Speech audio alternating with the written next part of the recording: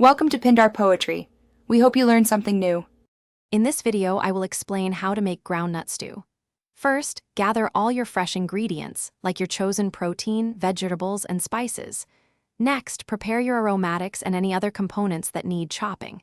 Then, we'll start building the rich, savory base of the stew. Finally, we'll simmer it to perfection and get it ready for serving. It's a truly comforting and delicious meal.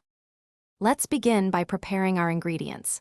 Finely chop your onions, garlic, and fresh ginger to create a fragrant base. Next, dice your preferred protein, such as chicken or beef, into uniform 1-inch pieces for even cooking. Wash and cut any vegetables you're using, like bell peppers or sweet potatoes. Finally, measure out 2 cups of creamy peanut butter, which is key to the stew's rich texture.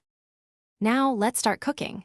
In a large pot, sauté your chopped onions, garlic, and ginger until they are fragrant and softened. Next, add your protein and brown it thoroughly on all sides.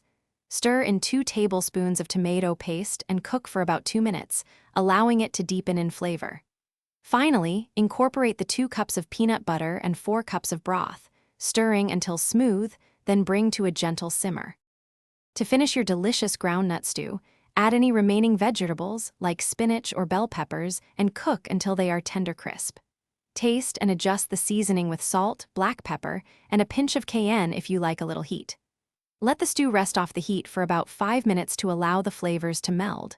Serve your hot, comforting groundnut stew with rice, fufu, or a warm flatbread. Thanks for watching. Consider subscribing if we helped you.